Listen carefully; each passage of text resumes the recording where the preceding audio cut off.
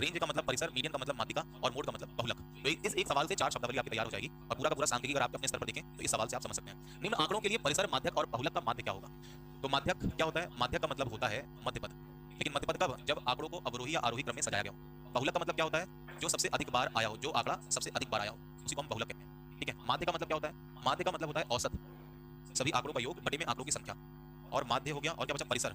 परिसर का मतलब रेंज है ना, इसका मतलब है जो सबसे बड़ा आंकड़ा हो और जब सबसे छोटा आंकड़ा हो, उन्हीं का अंतर क्या है? परिसर, रेंज। तो आइए आपको मैं समझाता हूँ। सबसे पहले आंकड़ों को अवरोही या आरोही क्रम में सजा लीजिए। तो इन आंकड़ों को मैं आरोही क्रम में सजाने जा रहा हूँ। ये थोड़ा सा बड़ा टास्क है एग्जाम में, यहाँ पे आंखें बड़ी हो जाएंगी। तो सबसे छोटा कहाँ से? 5 से शुरुआत हो रही है। 5 कितनी बार दिया गया है? एक बार दिया है, तो 5 लिख लेते हैं। 5 के बाद 6 कहाँ है? 6 यहाँ है, 6 यहाँ है। क्या और कहीं 6 दिख रहा है? आप कहेंगे नहीं, तो 6 2 बार दिख रहा है। 6 के बाद 7, 7 यहाँ पर है, 7 केवल एक है, कहीं तो छूटे तो बताइएगा। 8 यहाँ पर है, 8 यहाँ पर है, 8 यहाँ पर है। 8 कितनी बार है? 3 बार। 8 कितनी बार है? 3 बार। 8 के बाद 9 है, 9 कितनी बार है? 3 बार, एक बार। 9 है, एक बार। 9 के बाद 10, 10 कितनी बार है? आपने 10 एक बार है। 10 कितनी बार है? एक बार। 10 के बाद 11 है, नहीं 12 है। 12 कितनी बार है? 2 बार है। 12 कितनी बार है? 2 बार।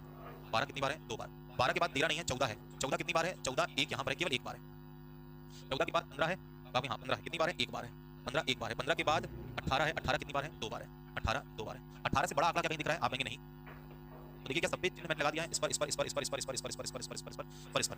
आपका तो पेपर ऑनलाइन होगा, ऑनलाइन में आप चिन्ह नहीं लगा सकते, तो आप क्या करेंगे? आप यहाँ पर आंकड़ों की संख्या देखिए कितने आंकड़े थे? 1 2 3 4 5 6 7 8 9 10 11 12 13 14 15। यहाँ पर 15 आंकड़े आपने सजाया है। 1 2 3 3 6 3 9 2 11 4 15। इसका मतलब सही है। चलिए सबसे पहले हम निकालते हैं परिसर। जब आप आरोही क्रम में सजाएंगे तो सबसे छोटा पहले मिलेगा, सबसे बड़ा बाद मिलेगा। 18 5 13, इसका मतलब इन आंकड़ों का परिसर कितना है? 13। माध्य बाद में निकालेंगे। बहुलक सर्वाधिक बार। जब आरोही अवरोही क्रम में आप सजाते हैं तो आपको सर्वाधिक बार आने वाला आंकड़ा आसानी से समझ में आता है। 8 यहाँ पर 3 बार आया है, सबसे अधिक बार 8 ही आया है, तो इस आंकड़े का बहुलक क्या होगा? 8। माध्य का होता है मध्य पद। तो यहाँ पर आंकड़े कितने हैं? यहाँ पर आंकड़े हैं 15, तो इसमें मध्य पद क्या होगा? तो मध्य पद होता है जितने आंकड़े हों उनमें एक जोड़कर 2 से भाग देते हैं। 15 एक 16 बटे में 2, मतलब 8वां पद। ये तो आप देख सकते हैं कि 15 पदों में जो 8वां पद है, 15 का आधा कितना होगा? 15 का आधा तो नहीं हो सकता, तो 15 में जोड़ते हैं 16, 16 का आधा करते हैं 8वां। इसका मतलब जो 8वां पद है वो ठीक बीच में होगा। ठीक बीच का मतलब हुआ 1 2 3 4 5 6 7 8 9। ठीक बीच मतलब इसके बाईं तरफ जितने पद होंगे उतने ही दाईं तरफ होंगे, तो इसका मध्य पद क्या है? 9। ठीक है। ये तो क्वेश्चन नंबर 15 कह रहा है कि निम्न आंकड़ों के लिए परिसर, माध्यक और बहुलक का माध्य ज्ञात कीजिए। तो मुझे औसत निकालना है किनका? इन तीनों का। तीनों को जोड़ूंगा और 3 आंकड़े 3 से भाग दूंगा। 9 17 17 13 30 बटे में 3, 30 बटे में 3 का मतलब 10। तो सवाल का जो सही उत्तर है वो कितना है? 10। सी सिर्फ ऑफलाइन होगा। ठीक है। की आकृति के रूप में है। देखिए ये सब फिक्स सवाल है। अगर आप सीरियस एस्पिरेंट हैं और अगर आपने आज ये क्लास लेकर ये क्वेश्चन फिक्स कर लिया तो ये क्वेश्चन जब भी आएगा एज इट इज आएगा। एक तार वृत्त की आकृति के रूप में जिसका क्षेत्रफल 154 है। क्षेत्रफल क्या होता है? किसी भी तार को मोड़कर कोई भी आकृति दो, किसी भी समतल पर बनाई गई आकृति जितना स्थान घेरती है तो घेरा गया स्थान ही क्या कहलाता है? क्षेत्रफल। तो क्षेत्रफल को आप इस तरह समझिए। और इस आकृति की जो परिसीमा होती है, परिसीमा, ये परिसीमा, इस परिसीमा को हम क्या कहते हैं? परिसीमा ही कहते हैं, और परिसीमा को ही हम कहते हैं परिमाप। याद रखिएगा। कह रहा है तार वृत्त की आकृति के रूप में, मतलब कोई एक तार आप खरीद के लाए और बाहुबली बनकर इस तार को आपने मोड़ दिया, तो जब मोड़ दिया तो ये वृत्त के रूप में हो गया। तो इसने समतल पर कितना स्थान घेरा? तो यही दिया है क्षेत्रफल के रूप में 154 वर्ग सेंटीमीटर। कह रहा है इस तार को एक वर्ग के रूप में मोड़ा जाता है। फिर कोई बाहुबली आ गया, उसने इस तार को फिर खोल दिया, सीधा कर दिया ताकत लगा के, और अब इससे क्या बना दिया? एक वर्ग बना दिया। और कह रहा है कि अब वर्ग का क्षेत्रफल कितना होगा? तो जब भी एक आकृति को मोड़कर दूसरी आकृति बनाई जाती है तो याद रखिएगा कि हमेशा उन आकृतियों का परिमाप समान होता है। क्यों? क्योंकि तार छोटा बड़ा कहीं नहीं हो रहा है। जो तार सीधा था उसे ही मोड़कर मैंने गोला बना दिया, उसी को मैंने ऐसे करके वर्ग बना दिया। तो जब भी याद रखिएगा कि आकृतियों को मोड़कर एक से दूसरी आकृति बनाई जाएगी, हमेशा परिमाप समान होगा। इसे मैं यहाँ पर लिख देता हूँ नोट के रूप में। यही इस कॉन्सेप्ट का मेन पॉइंट है। ठीक है। जब मोड़ा जाता है तो हमेशा परिमाप समान रहता है। ठीक है।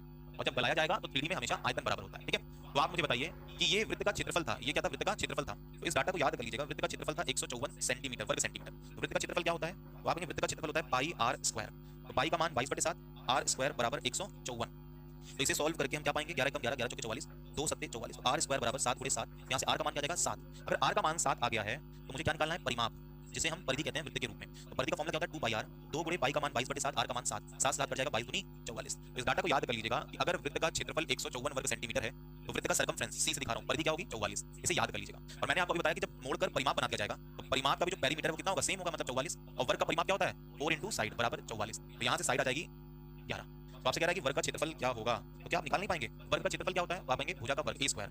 भुजा कितनी है? 11। तो 11 का स्क्वायर करूंगा कितना आ जाएगा? 121। यही इस सवाल का सही उत्तर है। यही सवाल का सही उत्तर है। सवाल आपके आयोग का बहुत ही फेवरेट सवाल है प्रॉफिट एंड लॉस से। यहाँ पर क्रय मूल्य, अगर मैं सीपी लिखूं तो आप समझ लेंगे। तो ये कॉस्ट प्राइस है। सीपी और एमपी मार्क प्राइस, अंकित मूल्य का सीधा संबंध है।